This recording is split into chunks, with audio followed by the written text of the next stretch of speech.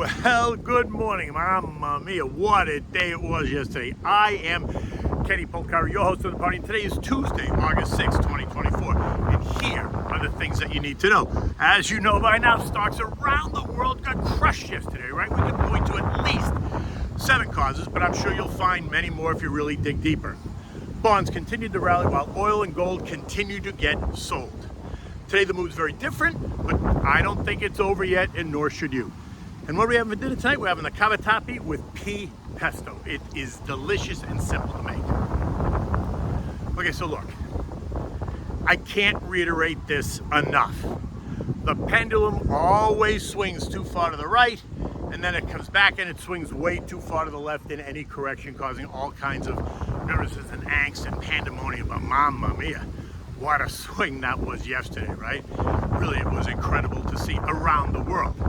In any event, the Dow lost 1,034 points, or 2.6%. The S&P lost 160 points, or 3%. The Nasdaq down 577 points, or 3.4%. The Russell gave up 70 points, or 3.3%. The Transport's down 270, or 1.75%, and the equal weight S&P down 161 points, or 2.4%. And while it was tough to take, it was worse, right? All of the index traded lower during the day, but ended up rallying into the bell. But by now, you know the culprits. First, the Japanese carry trade. This is where investors borrow yen at nearly zero rates and then use the cash to invest in U.S. equities. Think the Magnificent Seven, right? And that works out fine until it doesn't, right? Because you'll see it's like a loan. In fact, it is a loan.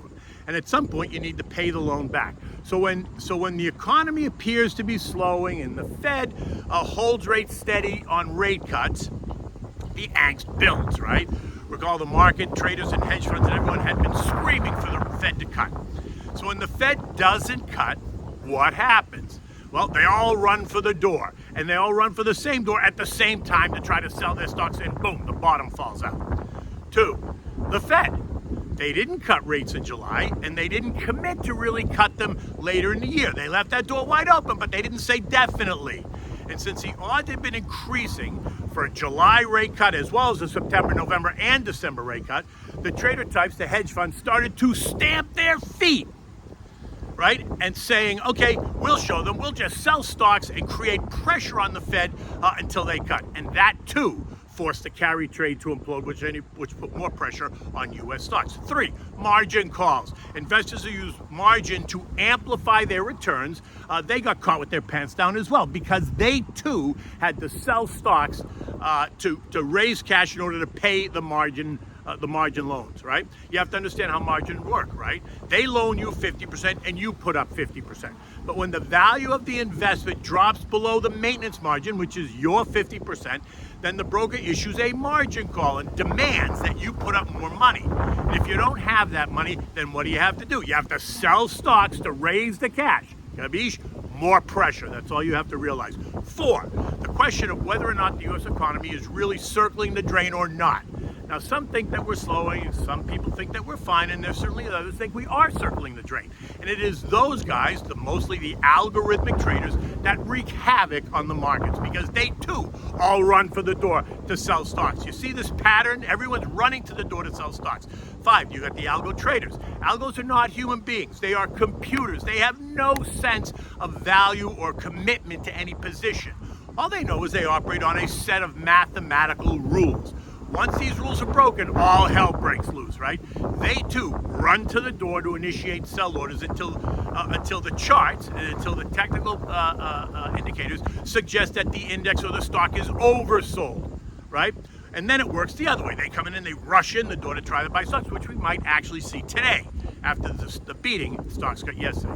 6, the U.S. presidential election is really heating up, and that's causing some angst. And today we should hear everyone thinks it's Josh Shapiro will be Harris's running mate. 7, the international political crisis in the Mideast. The idea that Iran and Syria and Lebanon, by the way, have threatened to attack Israel, and yet another attempt to shut them down. And this is causing concern for investors.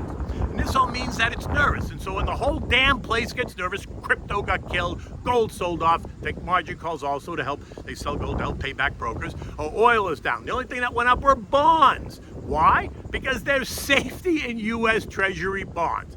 Yesterday, the TLT ETF rose by 0.5%. The TLH ETF was up 0.3%, right? And that sent yields lower. The 2-year is now yielding 3.87 after trading down to 3.64. The 10-year is yielding 3.79 after trading as low as 3.66. This morning, bond prices are down a little bit, so yields are rising just a little bit. Of the 11 sectors, tech down 3.3%, real estate down 3%, consumer discretionary down 2.8%, financials down 2.8%, communications down 2.8%. Healthcare down 2.7%. Basic materials were down 2.2%. Energy down 2.2%. Consumer staples down just under 2%, while industrials dropped by 1.7%. Although, what won yesterday? The contra trades exploded higher. The dog up 2.6%, the SH up 3%, the PSQ up 2.8%, the VIXI up a whopping 45%, and the leverage short, the SPXS, was up 9%. This morning, let's see what the markets around the globe did. Asia rebounded. Japan closed up 10.25%. Australia up 0.4. Taiwan and South Korea both up 3.3%. Hong Kong closed down by 0.3, and China was flat. Europe is trading down just a bit, nothing like yesterday. The UK DAX and the Euro stocks are all down 0.3. France and Spain are down 0.5%, and Italy's down 0.6%. U.S. futures this morning are up. Oh boy, look at that. Dow up 194, S&P's up 36, the Nasdaq's up 135, and the Russell is ahead by 12 points. There is no eco data today to speak of, so expect the active investors to kind of lick their wounds and try to trade around the losses yesterday, right, as they try to revamp and regroup and remake some money. Long-term investors are sharpening their pencils as they look to scoop up some cheap names. Oil traded right down to $72 and closed at $72.94. This morning, oil is up 10 cents at $73.04, so it stays in that $70-$75 range. Gold fell by $45 yesterday to find support at $2,400 before rallying back to $24.43. This morning, it's up $11 at $24.55, and it remains in the $2,400 to $2,500 trading range. The S&P closed at 5,186, down 160 points. It's now down 8.7% off the July high. Remember, we discussed this. We've been expecting it. I'm not sure it's over yet, though, right? Neither should you. Recall that we're in a seasonally weak time of year, right? We could see a test. We could see a test of the long-term trend line before this is over, and that's another 2.5% to 3% lower. Just 2 weeks ago, the market was at all-time highs. Everyone was celebrating. Unemployment was under 4%. Inflation was coming down. The Fed was discussing rate cuts, and we were on our way to a soft landing.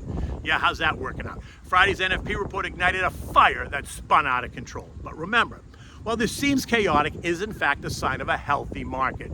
You should expect 2 5% corrections during the year and 1 10% correction during every year, right? It's how a healthy market works. But don't forget, corrections are exactly that. They are corrections. And there again is the pendulum analogy. Markets trade too far to the right, and then they correct, and they trade too far to the left, and until it settles down. In the end, be confident in your portfolio, right? Make sure you know what you own, and in times like this, talk to your advisor if you're concerned, right? Get some guidance about where we're going. Okay, so what are we having for dinner tonight? Well, we're having the cavatappi with a pea pesto, right? Now, this is like pasta peas, except it's a little bit different. The pesto sauce originated in Genoa, Italy, which is in the Liguria region of northern Italy. Liguria borders France, Piemonte, and Emilia-Romagna, and Tuscany, all a very beautiful place. It sits right on the coast of the Ligurian Sea.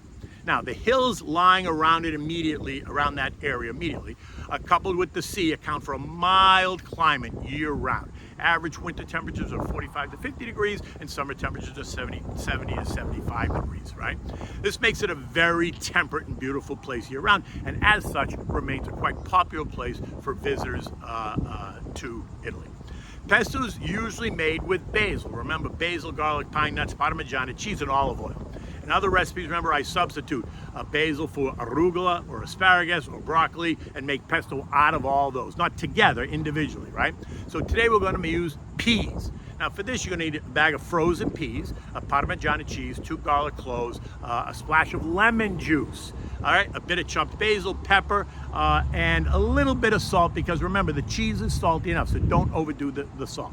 First, bring a small saucepan of water to a boil. Add the peas, cook them until the water reboils again, just for about 1 minute after that. Now, strain them and just set them aside. You want to blend all the ingredients that I just named together, adjust and taste if necessary, and then set those aside. So send the peas, the garlic, the cheese, all that stuff. Now, bring a pot of salted water to a rolling boil and add the cavatappi pasta. Cook it for 8 to 10 minutes or until it's al dente, right? You never want to make it mush. Strain, reserving a mug full of the pasta water. Put the pasta back in the pot. Just add a little bit of the water to re-moisten it. Make sure there's not a puddle in the bottom of the pan. Capisce?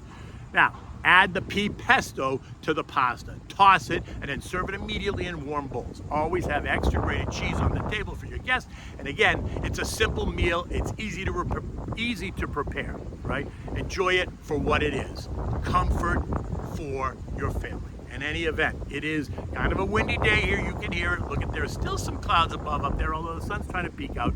So it may present an opportunity for stocks to kind of build a base and rebound from here. But don't expect them to go up the way they went down, okay? Until tomorrow, take good care.